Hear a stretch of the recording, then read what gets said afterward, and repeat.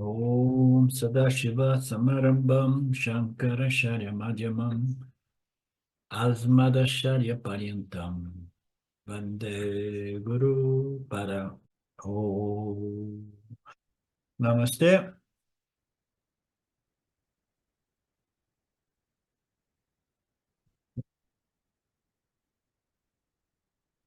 Para aqueles de vocês que não estavam presentes na aula anterior, no início, né, eu fiz um anúncio breve, dizendo que a página Facebook Vedanta Brasil vai ser reservada somente para publicações, perguntas e respostas e talvez alguns videozinhos muito curtos, né, daquela playlist, né, Pílulas do Vedanta, né, mas poucos, não dois por dia. O objetivo é ver se nós conseguimos reanimar aquela página, e eu conto com a colaboração de vocês, de entrarem lá de vez em quando, ativarem, comentarem, darem o seu likes, né? Se vocês curtirem, darem uma curtida, para ver se a gente, né, volta a utilizar aquela plataforma devidamente, né? Obtendo mais, como é que se diz, visualizações, que caiu para mais ou menos um terço do que costumava ser anos atrás.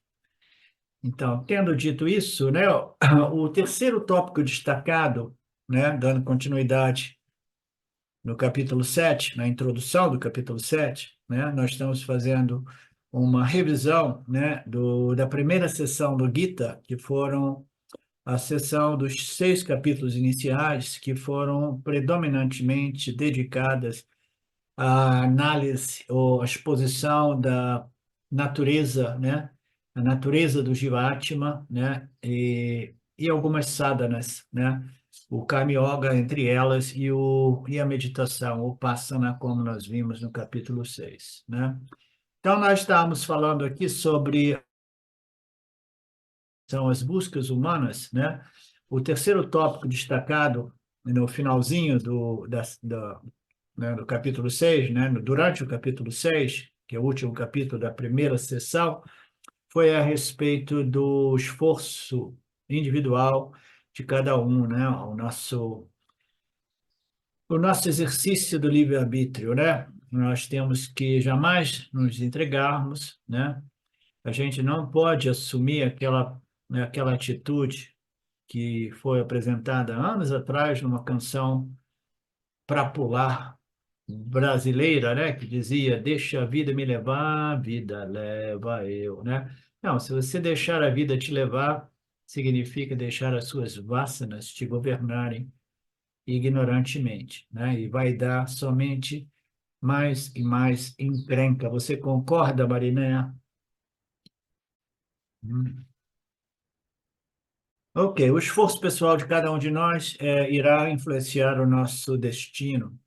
E qual é o nosso destino, né? Aí, nós somos estudantes do Vedanta Brasil, nós somos estudantes avançados do Vedanta, né? Nosso destino não é simplesmente punha material, o nosso destino começa com punha espiritual, melhoramento espiritual, mas ainda assim, este melhoramento espiritual, este punha espiritual é o meu destino intermediário.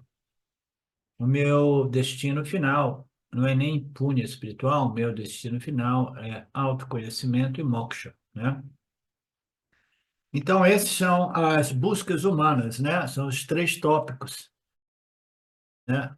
Essas buscas humanas por Lord Krishna, né? Nós estamos às portas, né? Nós estamos na entrada do Madhyama Satkam, né? Que é a seção intermediária do Gita. Se você estudar esse Madhyama Satikam, a seção do meio, né, você também vai encontrar uns tópicos que foram mais predominantemente destacados, né? É como se fosse uma contas de um cordão, você encontrará o fio de 3 cordas ou o fio o fio de três fios que pode encontrar inerente a este meio. Então, ele coloca, ele faz uma analogiazinha aqui, que é mais relevante na cultura védica, né? O fio com dos malas, né? Onde existem três fios em alguns deles, né? E esses três fios, ele, como exemplo, ele se refere aos três tópicos principais desta segunda sessão, que inicia com o capítulo 7. Quais são esses três tópicos? Assim como o Jiva, a natureza do Jiva, Jiva Svarupam, foi destacado na primeira sessão, né? Na sessão do meio será destacado o quê? A natureza de Shwara. Olha que legal. Então, agora a gente vai ficar mais focado, né? Compreendendo, estudando a natureza de Deus. A Jiva Svarupam nada mais é do que a natureza de Brahman a nível microcosmo. E Shwara, a natureza de Shwara representa, né, a natureza de Brahman a nível macrocosmo, ok? Se Jiva Svarupa é singularidade, né, a natureza de Deus é a totalidade, tá? Então, nós estamos fazendo esses paralelos, né, tanto no micro como no macro, né, nós temos o quê? Nós temos o Jivatma, que possui uma natureza superior e uma natureza inferior, né? E nós temos Ishwara, o Criador, que possui também uma natureza superior e uma natureza inferior, né? Qual seria a natureza inferior de Ishwara, o Criador? Puro Satvaguna, puro conhecimento, pura inteligência, é a natureza principal do Criador. Através desta conhecimento, inteligência suprema, ele projeta, sustenta e recicla, né? Remodela esses nossos parábolas de momento a momento. Então, nós temos o exemplo, né, do que seja, né, Brahman presente, né, dentro de do Mitya aparente, como o Jiva, né, na natureza do Jiva, que é o Atma, né, a nível microcosmo, Saguna Ishwara, que também é o Atma, né, que ele aparece como o Brahman manifesto pelo poder de Maya a nível macrocosmo, ok? Duas manifestações de Brahman a nível do micro e a nível do macro.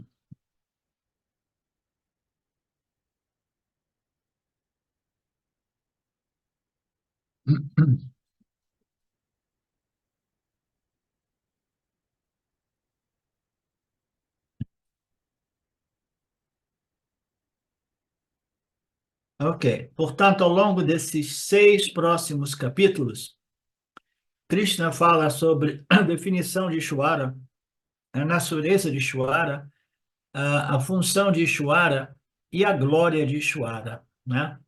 Parece um tema interessante. Eu vou ficar fazendo um pouco de publicidade aqui para vocês se interessarem pelo capítulo 7, que, segundo o Swami Paramartananda, é um potentíssimo e importantíssimo. Ele coloca em alguma passagem aqui que é um dos mais importantes. Ah,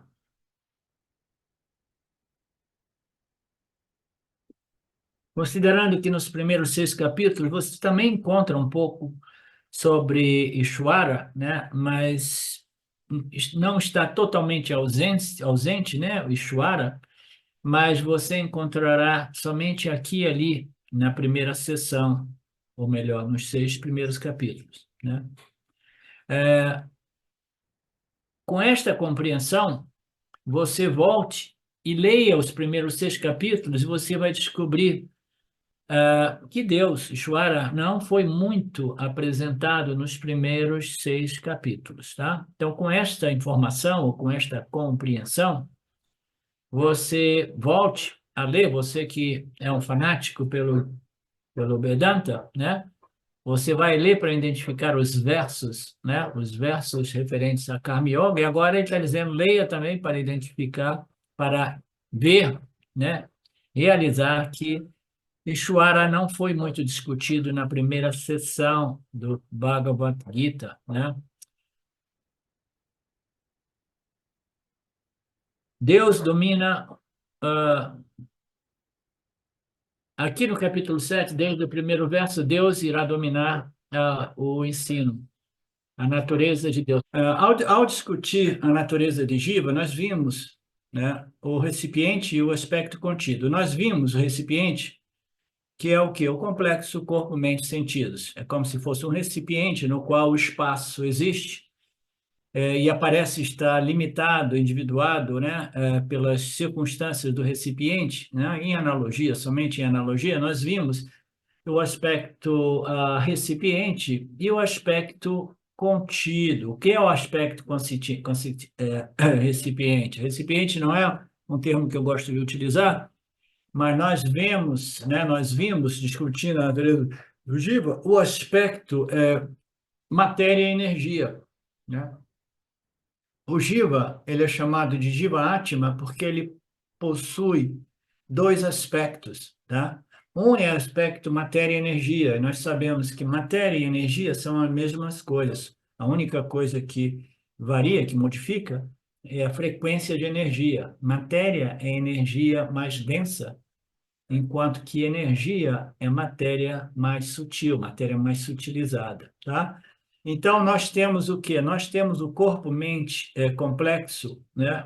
O complexo corpo-mente-sentidos, que é matéria e energia, que é um aspecto do Jiva, da natureza do Jiva, o aspecto inferior.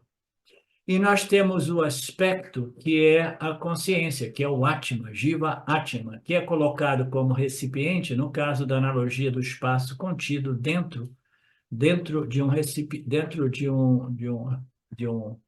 recipiente de argila, né?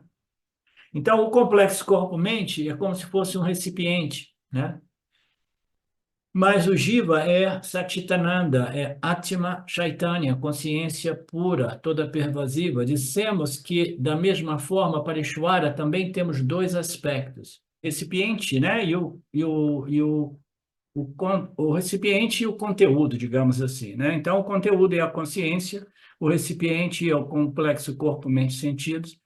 A consciência, ela brilha neste corpo, mente, sentidos, e produzindo o Atma do Jiva, que é de idêntica natureza do Para-Atma, do Atma absoluto, né, da consciência original, né? Então, dois aspectos do Jiva, né? Da mesma forma, Ishvara também possui dois aspectos, o aspecto matéria e energia superficial, né, que seria o conteúdo, né, e o recipiente, né, que seria, né, nesta analogia, né, o aspecto superficial, que é a energia de pura sattva, né, e a sua natureza absoluta, que é o Atma, né? Então, nós precisamos compreender, eu estou mudando um pouco essas analogias do Swami aqui. Deus, terra, corpo e Deus, espírito. Então, Shahira é o corpo e Shahiri é o encarnado, né? Anatma, o não ser, e Atma é o ser. Assim como o Jiva é uma mistura de ser e não ser, de Atma e Anatma, de espírito e matéria, Ishvara também é uma mistura de Atma e Anatma, entendeu? De matéria e energia. Então, qual é a matéria de Ishvara como o Criador, né? Qual é a matéria dele? É matéria sutil, é pura sattva. É uma energia extremamente sutil, né? Que permite a esta entidade autoconsciente, né? Não movida por karma, permite a este princípio chamado Deus, Ishvara, ou Saguna Ishvara, né? De reger, projetar, manter, reciclar toda essa ordem aparente para o benefício dos Jivatmas, né? Então, Ishvara, do mesmo modo, possui, né? É uma mistura de matéria e espírito. A matéria de Ishvara é uma matéria extremamente sutil, né? Referida como pura inteligência, pura em conhecimento supremo, né? Atma e Anatma. Ah, mas como assim? Essa inteligência de Deus, essa inteligência suprema não pode ser anátema, não é anátema. Todo e qualquer fenômeno, tá, é anátema. Tudo aquilo que existe como um objeto é anátema, O Criador é um objeto que existe dentro do âmbito de Mitya, tá? Então, este Criador precisa ser devidamente compreendido em ambas as suas naturezas, a sua natureza anátima e a sua natureza átima, a sua natureza superior e a sua natureza inferior. A natureza superior de Ishvara, ou melhor, Saguna Ishvara, a natureza superior é o quê? É o Atma, ok? É o Atma. A natureza superior do Jiva Atma é o quê? É o Atma. Qual é a diferença entre Ishvara e Jiva Atma? Né? Para efeitos didáticos, qual é a diferença de Ishvara Atma e Jiva Atma? Né? É que Ishvara Atma é uma configuração, né, constituída por tanto Sattvaguna que permite a esta entidade não material, em relação aos nossos órgãos sensoriais, de ter o conhecimento supremo de tudo, presente, passado e futuro. Tá? E o Jiva Atma, né, o Atma desse Jiva, ele desfruta de um pouco de Sattvaguna, mas em composição, em associação, misturados com rajas e tamas, que faz de modo que a nossa compreensão, a nossa inteligência, o nosso conhecimento seja muito limitado. Mas, ainda assim, o Atma está brilhando nesse Jiva Atma, e somente o Jiva Atma pode obter o autoconhecimento. Por quê? Porque Ishvara é autoconhecido. Ele é um princípio, é um ser autoconsciente, autoconhecido, porque ele é a fonte de Sattva, e uma vez refletida na mente do Jiva Atma, permite ao Jiva Atma, dependendo do seu karma, de obter a compreensão Atma do Jiva. Vocês entendem? Quem que não entende? Você entendeu, Mariné? Mais ou menos?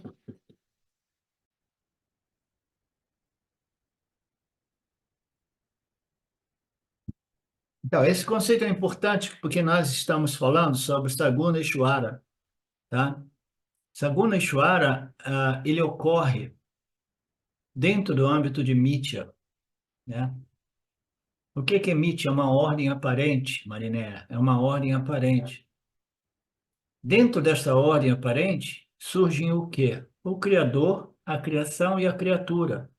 Tanto o Criador como a criatura e a criação são entidades aparentes, tá? São entidades aparentes.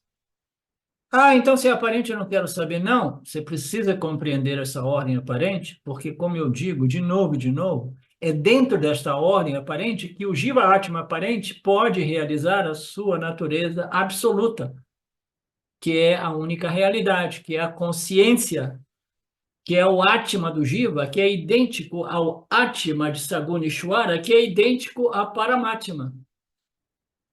Tá? Existe somente uma luz do Sol, ela pode ser refletida em diversos espelhos, ela pode ser refletida na Lua, produzindo o luar, né? A luz da Lua durante a noite, mas existe somente uma e somente uma luz solar que vem do nosso solzinho, né? Existe somente uma água no oceano, muito embora ela apareça como oceano, apareça como ondas, né? Mas fundamentalmente a natureza tanto da onda, que é em analogia, né, o Jiva Atma, e a natureza do oceano, que é em analogia Ishvara, a totalidade do manifesto. Qual é a natureza da onda e do oceano? É a água. O Atma, a consciência Satitananda, é a natureza tanto de Ishvara Atma como de Jiva Atma, tá? Eu não estou dizendo Jagata Atma, porque Jagata representa o aspecto físico, material deste universo aparente, tá? Não existe nenhum problema de compreender que Ishvara também é Mitya, o criador desta ordem também é Mitya, não existe problema nenhum, isso não cancela a nossa devoção para com o Criador. É como se a gente dissesse, então tá, então eu descobri que no sonho eu sou um grande devoto de Krishna, mas agora que eu descobri que aquilo é um sonho, eu não vou ser mais um devoto de Krishna dentro do sonho. Como sonhador, eu não vou ser mais um devoto de Krishna. Não. Cada uma dessas leis se referem àquelas ordens de realidade. Dentro do mundo do sonho, né, eu vou ser aquilo que eu sou dentro do mundo do sonho.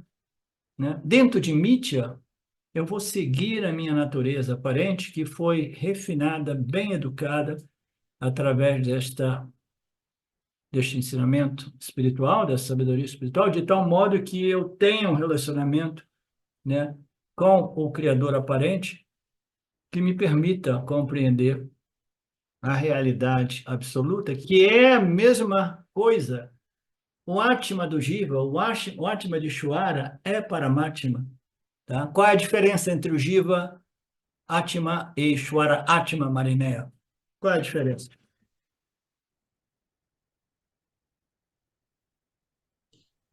Vou reformular a minha pergunta. Qual é a diferença do Atma, do Ah, Jiva Atma, e do tá bom. Atma de Ishvara? Nenhuma. Nenhuma. E qual é a diferença do aspecto físico-material do Jiva Atma e o aspecto físico-material de Ishvara Atma? Qual é a diferença? Hum, do Ishwara Atma, o aspecto físico, material, é mais como se satívico, como é que eu falo? É mais puro, é inteligência pura, seria isso? Exatamente. Exatamente. A configuração de Ishvara é tal que a inclusão é dito que até mesmo Ishvara contém um pouco de Rajoguna e Tamoguna, mas ele é dominado, predominado por muito Sattva, que permite a essa entidade não física em relação aos nossos órgãos sensoriais, que permite a esta entidade, né, ser o princípio inteligência, conhecimento absoluto desta ordem de Mithya e da realidade sua em Brahman, em Paramatma como Paramatma. As escrituras dizem que Ishvara é uma entidade não física, tá? Constituída por pura inteligência, pura Sattvaguna, e é autorrealizado, né? Tem o autoconhecimento e o conhecimento de tudo que existe dentro do âmbito de Mithya, passado, presente e futuro, de todos os universos. É o conhecimento da totalidade.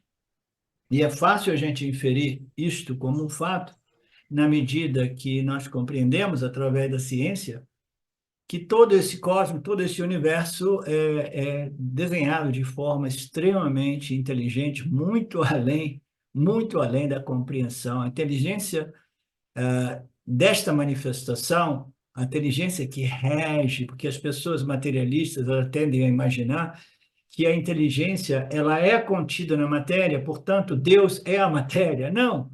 Se você retira Deus da matéria, a matéria deixa de existir, porque a matéria depende do espírito, é uma manifestação que envolve em dois aspectos, espírito e matéria-energia, né?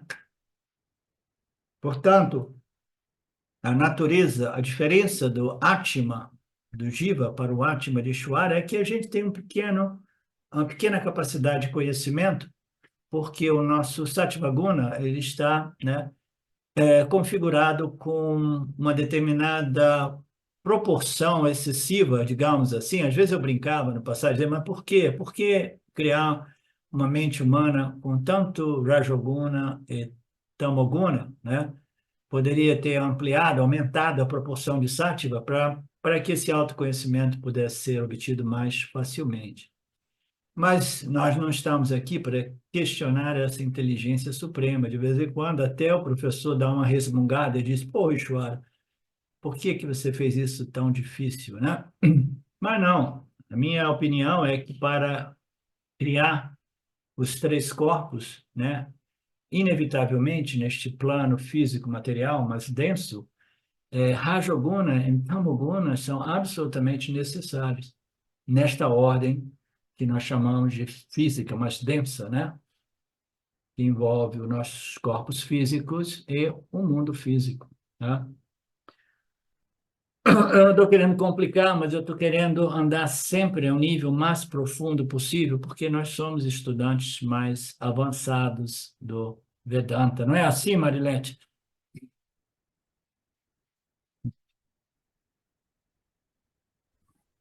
Está clareando, professor. Obrigada. Está ficando Isso que mais eu, claro. isso que eu gosto de ouvir. É assim mesmo, é como um quebra-cabeça que vai clareando, clareando, e de novo eu quero voltar. O fato da gente compreender, porque aqui o Swami vai apresentar o fato que até mesmo Ishvara, Saguna Ishvara, possui duas naturezas, a natureza superior e inferior. A natureza inferior ele vai colocar como a natureza física de Krishna e disso, de todas as divindades, mas essas naturezas físicas são projeções mentais humanas. A natureza do Criador, né, que é o que conta realmente, né, e as entidades, digamos assim, que supostamente são os devas, né, os deuses, né, são sempre, ou são o Criador é pura Sattva-guna e os deuses, os devas são entidades não encarnadas, né? Muito elevadas, digamos assim, entendeu? Eu não entro no esoterismo porque eu não tenho interesse e nunca me aprofundei em nada disso. E o Vedanta não trata de nada disso. Mas é importante a gente compreender que a natureza inferior de Ishvara, né, é Sattva-guna, entendeu?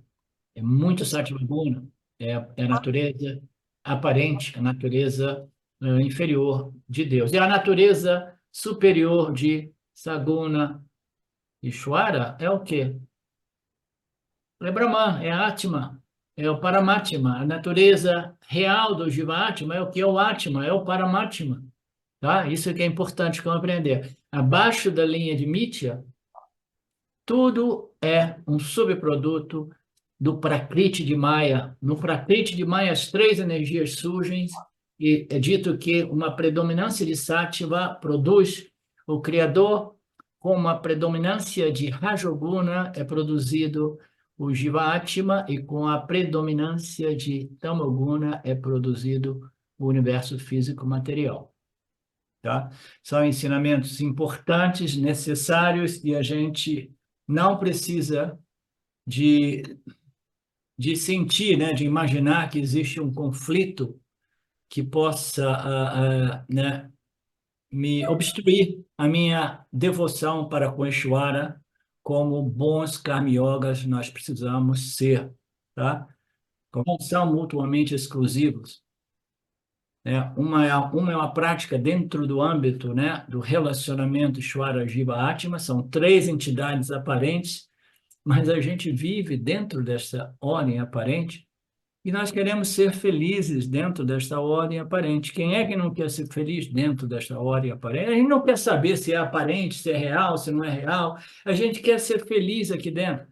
Embora o desejo pelo saber por saber o que é a realidade, o que é a verdade absoluta, é inerente naqueles buscadores de mokshas mais genuínos. Eu quero saber a verdade. Aí, qual é a resposta do Vedanta? Marinéia, você é a verdade. Aí, Marinéia, eu sou a verdade? Sim, então agora você tem que compreender o que os Upanishads querem dizer com você. Você é aquilo, né? Jiva Atma é Paramatma, tá? Tattvamasi, você é aquele Atma de Brahman, tá? Então, qual é a verdade? Eu, Satchitananda, sou a única realidade. E a realidade aparente é Mithya, é produzida dentro do âmbito de eu, Paramatma, através de um poder de Maya que é incompreensível para o intelecto humano. Nós fizemos o último capítulo dos Karikas, do Mandukya Karika, nós vimos a desconstrução, né, de todas as teorias envolvendo a originação ou criação do universo. Não existem provas lógicas, sem falhas, tentando descrever a originação do universo. Então, o universo não pode ter sido originado de Brahman para todos aqueles de nós que seguimos os ensinamentos do Karika de Gaudapada. Mas isso não significa dizer que não exista este Mithya universo. Existe sim, nós não sabemos exatamente como ele é projetado, mas a analogia da miragem na areia do deserto é aquela que nos permite mais facilmente compreender a teoria instantânea do universo né? Do mesmo modo que nós compreendemos a teoria instantânea, né? De diversos efeitos originados de determinadas causas que não têm um início linear no tempo, mas que existe sem que nós possamos realmente compreender o modo qual Maya Ishvara projeta, sustenta e recicla tudo isso. Mas é de tirar o chapéu, principalmente no momento que Ishvara lança para a gente as escrituras reveladas através dos rishis, que nos permite compreender, né, a realidade dentro do aparente, tá? E por que nós queremos a realidade dentro do aparente? Porque somente assim o Jiva Atma consegue relaxar, entendeu? Agora eu sei que a minha natureza não é a impermanência de todos esses fenômenos que vêm e vão, né? Que envelhecem e morrem, né? Limitados por aquilo que eu consigo fazer, pensar, estudar, né? A minha mente é limitada, meu corpo é limitado, as minhas vasanas não são as mais puras. Então, o Jivatma, em sua natureza material, física, energética, é um ser em dificuldade. A gente quer saber a verdade porque no momento que a gente compreende a realidade a respeito do entire universo, e nós somos parte integrante desse universo, nós estaremos descobrindo a realidade a respeito de mim mesmo. E quando você descobre que você é Satitananda, que você é livre e independente do corpo-mente, do instrumento corpo-mente e do mundo experienciado através e conhecido através deste corpo-mente, o Jivatma vai além da imortalidade, que é o problema mais, né, mais traumático da experiência humana. Então, depois de nós termos visto aqui ele deu uma pincelada no que vai ser o capítulo 7, a introdução, né, falando de Ishvara, aí depois ele disse que ele não ele está antecipando nada, nós não entramos ainda nos versos, né, ele está fazendo uma pequena introdução. O segundo tópico, de novo, vai ser o que? O pássaro. O pássaro voltou, né? Então a meditação volta, ele volta a abordar a meditação, né? E neste Upasana, no primeira sessão, né, o Kama Yoga foi destacado como a sadhana principal, né? Agora, nesta sessão do meio, né, que é do capítulo 7 ao capítulo 12, né, a sadhana principal vai ser o Upasana. E o Upasana nada mais é do que dhyana, meditação. E a meditação ela é meditação num aspecto de Ishvara, seja Saguna Ishvara ou Nirguna Ishvara, como eu falei no início, abordando a questão do Felipe, que não está entre nós mais. Mas, então, esta a meditação é um dos tópicos centrais desse capítulo 7 e vai ser mais elaborado, né, o modo qual esta meditação ocorre, né, tanto em Saguna como Nirguna Ishvara. Então, a meditação, enquanto que o Karma Yoga era mais, né, focado em pensamentos e ações, né, então é uma yoga densa, né, no Vipassana, você está utilizando mais o seu intelecto. É uma disciplina mais mental do que qualquer outra coisa. Você está focando a mente num símbolo de Saguna Ishvara ou Nirguna Ishvara, né? Qual é o símbolo de Nirguna Ishvara? Qual é o melhor símbolo de Nirguna Ishvara?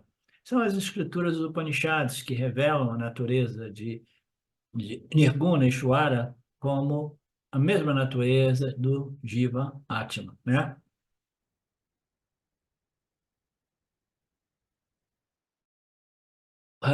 Vedântico, o processo espiritual é sempre um movimento gradual do mais grosseiro para o mais sutil. Alguém tem dúvida a respeito disso? Né? Nós começamos a nível mais denso, mais grosseiro, desde o início. No início, o nosso foco, a nossa identificação é com o aspecto mais grosseiro da minha experiência de mim mesmo, que é o corpo físico.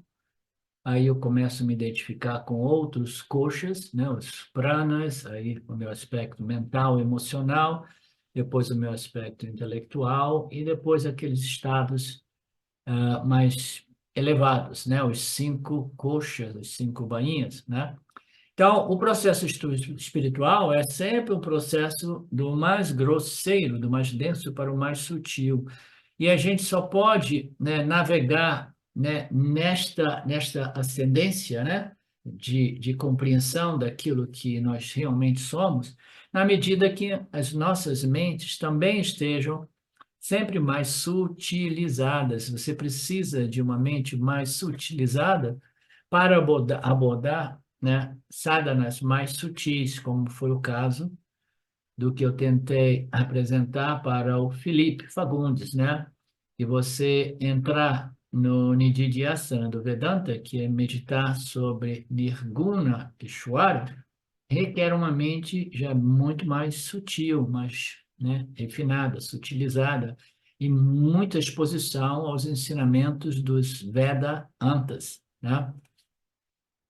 Então, é um movimento do mais grosseiro para o mais sutil.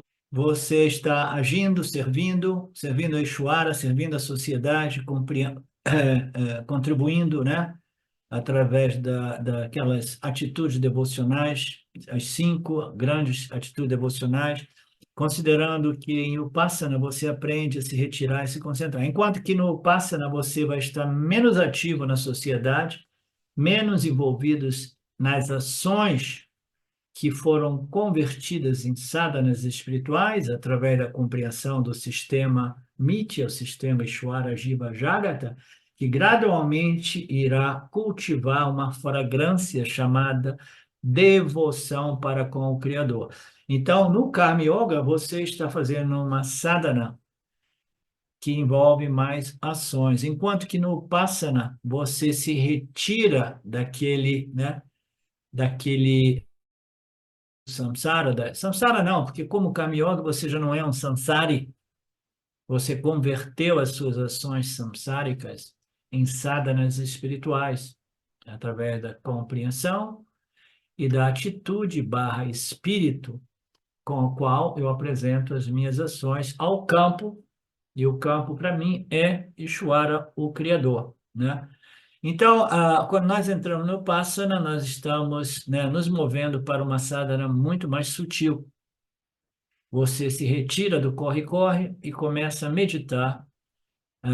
O Saguna Ishvara Dhyana, né, é o segundo tópico do capítulo 7. Saguna Ishvara Dhyana. Então, por que Saguna Ishvara Dhyana? Porque o segundo tópico é mais focado em Saguna Ishvara. O primeiro tópico era focado em Jiva Atma, em seu relacionamento com Saguna Ishvara, né? Agora, no início desta segunda sessão, que é mais dominada por análises a respeito da natureza de Ishvara, ela começa, né, também pincelando o aspecto da Upasana, e esse Upasana é um Upasana do Jivatma em relação ao seu objeto de Upasana, que é Saguna Ishvara, tá? Os atributos, qualidades e propriedades deste Saguna Ishvara, né? Saguna Ishvara Dhyana, meditação sobre Saguna Ishvara,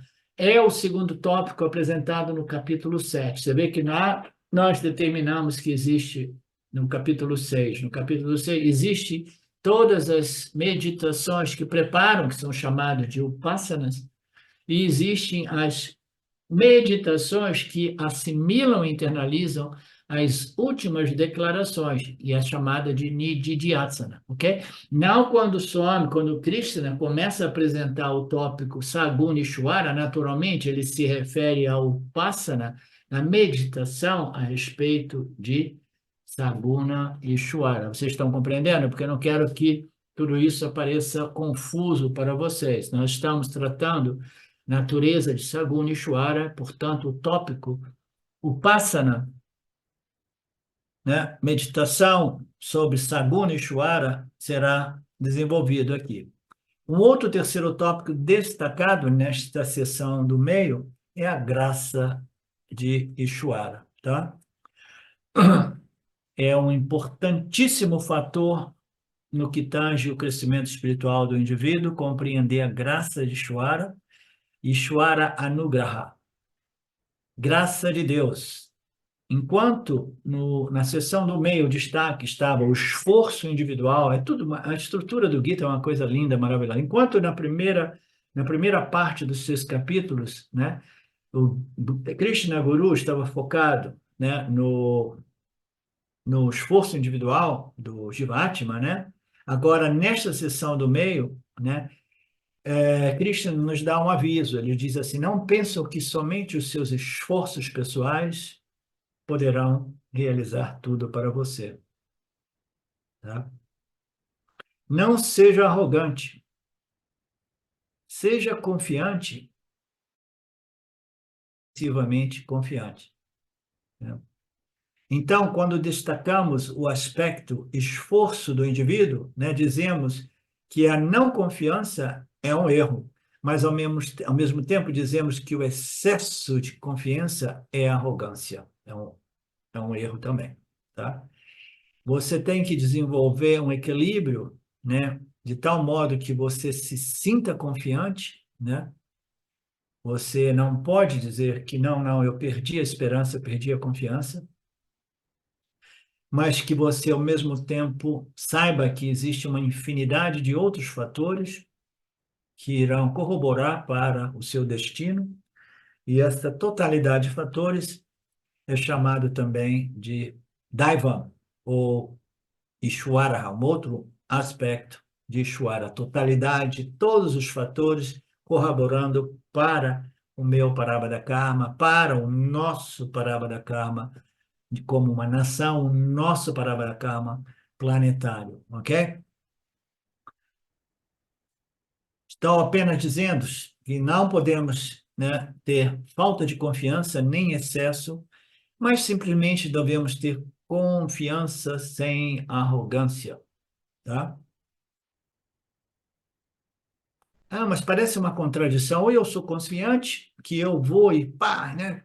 Eu consigo o que eu quero, eu sou o cara, vou e pá, realizo tudo. Ou eu sou confiante ou eu deixo tudo na mão de Ishwara. Deixar tudo na mão de Ishwara significa o fatalismo que as escrituras do hinduísmo são acusadas de, né? Não, caminho do meio, um equilíbrio, né? Eu tenho confiança de que eu posso fazer o meu melhor e, ao mesmo tempo, eu tenho compreensão de que eu não tenho controle absoluto sobre o meu destino, tá? Excesso de confiança significa a ideia de que eu posso fazer qualquer coisa que eu queira. Quando uma pessoa tem essa atitude, Ishvara, no momento apropriado, dará um grande choque. De novo, eu costumo apresentar alguns exemplos da minha experiência direta, porque elas servem para ilustrar mais diretamente esses exemplos, principalmente considerando que eu sempre fui um grihasta, né?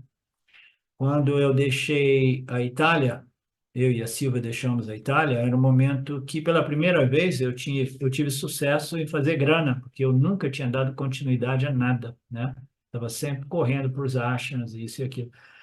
Então, quando eu estava lá me dando bem, né, eu desenvolvi uma certa atitude de excesso de confiança que me dizia assim, não, agora eu sei como obter sucesso. Olha, depois de anos de busca espiritual, de anos de associação com grandes gurus, tal quais Brahmana, Nisargadatta e muitos outros, né? Eu ainda assim, o ego, no momento de sucesso, desenvolveu uma arrogância, um excesso de confiança que dizia o quê? Não, agora eu sei como obter sucesso, né? Aí a Silvia queria muito ir para os Estados Unidos, né? Eu falei, então tá, talvez seja o momento, vamos deixar a Itália. Existem outros motivos, né? Que nos motivava a deixar a Itália, e nós deixamos a Itália, mas com uma confiança excessiva que eu ia chegar lá que eu ia ter sucesso. Vocês já devem ter ouvido eu dizer, eu perdi quase todas as minhas poupanças naquela aventura, movida por um excesso de confiança que era uma arrogância do ego, tá? Chegando lá, um país diferente, cultura diferente, língua diferente, sem conhecer o mercado, eu quase que realmente quebrei completamente. Portanto, se você se tornar excessivamente arrogante, confiante, Bhagwan, no momento apropriado, dará uma grande lição, te dará um grande choque, tá? É incrível. E quando os fracassos vêm um após o outro, a pessoa pode também andar para o outro extremo e dirá assim: nada está em minhas mãos, tudo está predestinado por Deus. Não, nem 8, nem 80, como diz a expressão, né, na nossa cultura portuguesa. Então, por que você vai do excesso de confiança ao fatalismo? Excesso de confiança é um problema, fatalismo também é um problema. Você tem que se manter equilibrado no meio, compreendendo a responsabilidade do Jiva e confiantes de que você pode fazer sempre o seu melhor, e ao mesmo tempo reconhecendo a nossa limitação, porque o Jiva-Atma tem um pouquinho de Sattva-guna à sua disposição, que no início precisa ser utilizada essa inteligência humana para compreender o Dharma, as leis e princípios que regem o campo, para produzir melhoramento do complexo corpo, mente, sentido. Então, este nosso Sattva-guna disponível para nós, ele precisa ser muito bem cultivado e mantido sob vigilância para não desenvolver tal qual a arrogância egóica do ego espiritual, que agora sabe que eles descobriu o mistério do sucesso na vida, né? Então, não podemos andar de um extremo ao outro, devemos compreender a responsabilidade do Jiva, abandonar qualquer tendência do fatalismo, né? E, ao mesmo tempo, abandonar as tendências arrogantes de excesso de confiança. Caminho do meio. Eu realizo as coisas com meu esforço, apoiado na compreensão do sistema Ishvara e apoiado pela graça do Senhor, aquele que nos concede os nossos Parabhada Karmas. Esta é a atitude equilibrada. Eu realizo muitas coisas através do meu esforço, mas sempre hospedado, apoiado, graciado pelo Senhor Ishvara. É por isso que antes de cada aula nós começamos com o quê? Com um Dhyana Sloka. O Swami, quando começa as aulas, pelo menos durante o Gita, né, ele lê um verso referente à meditação. E qual é o propósito, em sânscrito, naturalmente, qual é o propósito desse Dhyana Sloka? Né? Ele diz que mesmo eu tendo feito todo o meu esforço, cheguei com sucesso a essa aula do Gita no final de semana, muitos impedimentos, né, possíveis impedimentos foram evitados, e eu estou presente estudando com o professor, né?